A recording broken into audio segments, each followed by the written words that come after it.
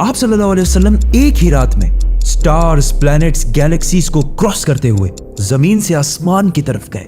अब अल्लाह ने कुरान में एक जगह फरमाया है कि जमीन और आसमान के दरमियान हर चीज अल्लाह को सजदा करती है, विच मीन्स सारे stars, galaxies, planets, mountains, trees. लेकिन ये कैसे पॉसिबल है? सजदा तो इस तरह होता है। और कभी स्टार्स और प्लैनेट्स को हमारी तरह इबादत करते हुए किसी ने देखा है? लेकिन अल्लाह ने कुरान में बार बार कहा है कि ये सारी चीजें अल्लाह की इबादत करती हैं। तो यूनिवर्स के इन सारी चीजों में कोई ना कोई बात कॉमन, एक जैसी जरूर होगी।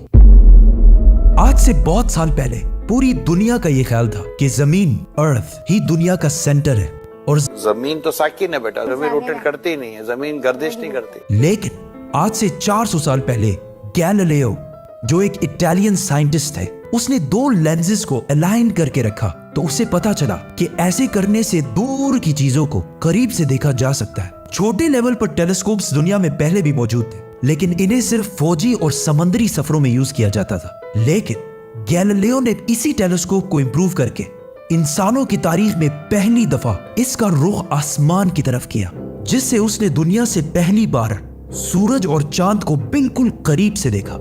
और गैलीलियो ने इन सारों की मूवमेंट को ऑब्जर्व करना शुरू किया। 1300 दुनियाओं को अगर मिला लिया जाए, इससे एक जुपिटर बनता है। गैलीलियो ने देखा कि ये भी बाकी प्लैनेट्स की तरह गोल है, लेकिन जुपिटर के ऊपर जो लाइट है वो महीने के डिफरेंट दिनों में बिल्कुल बदल रही है। और उसने देखा कि वीनस और सैटर्न का भी यही हाल है। अब ये सब कुछ तभी पॉसिबल था कि अगर ये सारी चीजें सूरज के गिर्द घूम रही हो, दुनिया के नहीं। गैलीलियो ने ये बातें पूरी दुनिया को बताई कि यूनिवर्स का सेंटर दुनिया नहीं बल्कि सूरज है। लेकिन इस बात को सुनकर यूरोप के सारे चर्चेस उसके दुश्मन बन गए, क्योंकि उस जमाने के पोप का ये ख्याल था कि जमीन ही यूनिवर्स का सेंटर है। और सिर्फ पोप का नहीं, पूरी दुनिया का ये ख्याल था। जमीन तो साकिन है। जिसकी वजह से गैलीलियो को चर्च से ये सजा मिली कि वो हमेशा के लिए घर में बंद कर दिया जाएगा। लेकिन गैलीलियो ने अपना काम जारी रखा और उसकी इन रिसर्चेस को बाद में पूरी दुनिया ने माना। इवन पोप ने भी गैलीलियो के मरने के 350 साल बाद पूरी दुनिया के सामने उससे माफी मांगी और कहा कि हम गलत थे और आप सही थे।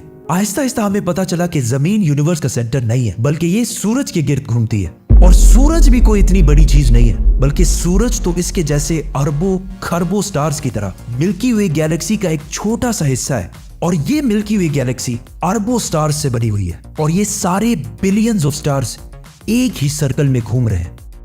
हम तो सूरज के गिर्द घूम रहे हैं, तो सूरज जैसे अरबों खरबों स्टार्स मिलकर किसके गिर्द घूम रहे हैं? Super massive black hole. Have a supermassive black hole at their center.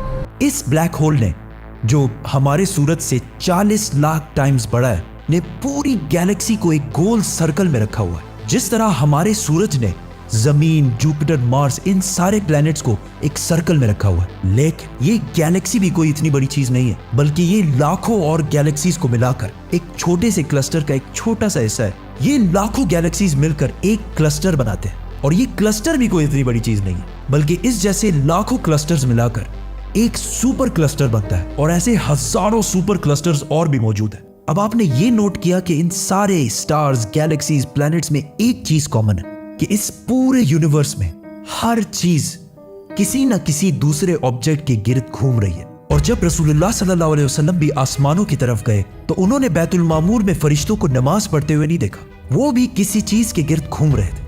लेकिन घूमने का इबादत से क्या ताल्लुक है? अल्लाह ने तो कहा है कि ये सारी चीजें इबादत करती हैं। आपको पता है अल्लाह ने ये बात किस सूरत में कही है? सूरह हज में।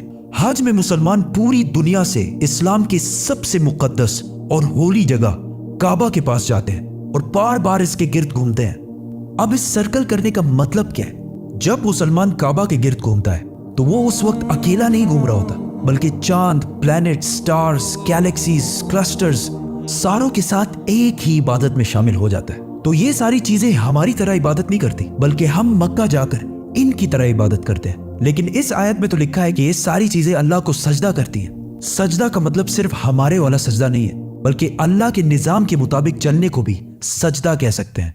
लेकिन अल्लाह ने इस आयत में सिर्फ स्टार्स, गैलेक्सीज और प्लैनेट्स का नहीं कहा, बल्कि हर चीज, पहाड़, दरख्त, जानवर, सब का कहा है। ये तो सर्कल्स में नहीं घूमते। आज से हजारों साल पहले एंशिएंट ग्रीस में ये कॉन्सेप्ट बना कि कायनात की हर चीज एक बहुत ही छोटे पार्टिकल एटम से बनी हुई है, जिसको फिर 2000 साल तक पूरी दुनिया भूल गई। लेकिन आज से 200 साल पहले इस कॉन्सेप्ट पर रिसर्च दोबारा शुरू हुई और साइंसदानों की रिसर्च से पता चला कि एटम सबसे छोटा पार्टिकल नहीं है, बल्कि इसके अंदर और भी पार्टिकल्स हैं, जैसे प्रोटॉन्स, न्यूट्रॉन्स, इलेक्ट्रॉन्स। प्रोटॉन्स और न्यूट्रॉन्स हमेशा एटम के सेंटर में होते हैं और इलेक्ट्रॉन्स हमेशा इनके गिर्द घूम रहे होते हैं, ऑलमोस्ट बिल्कुल उसी तरह जिस तरह प्लैनेट सूरज के गिर्द घूमते हैं और स्टार्स ब्लैक होल के गिर्द घूमते हैं। जिसका मतलब है कि कायनात की हर चीज चाहते या ना चाहते हुए किसी ना किसी चीज का तवाफ कर रही है। और जब कोई मुसलमान काबा का तवाफ करने जाता है तो वो कायनात की हर छोटी से छोटी चीज, जैसे एटम के अंदर इलेक्ट्रॉन से लेकर कायनात के सबसे बड़े ऑब्जेक्ट्स, प्लैनेट्स, स्टार्स, गैलेक्सीज और इवन बैतुल मामूर में फरिश्तों के साथ एक ही इबादत में शामिल हो जाते हैं। हो सकता है इसीलिए इस्लाम में तवाफ करना सबसे बड़ी इबादत है। तो जब सूरह हज में अल्लाह ने फरमाया कि ये सारी चीजें मेरी इबादत करती हैं, तो ये हमारी तरह इबादत नहीं करती, बल्कि हम मक्का में काबा का तवाफ करके इनकी तरह अल्लाह की इबादत करते हैं। लेकिन इन सारी चीजों का तवाफ करने का एक फिक्स टाइम है और जैसे ही ये टाइम पूरा होगा तब हर शख्स मालूम कर लेगा कि वो क्या लेकर आया है। सब्सक्राइब।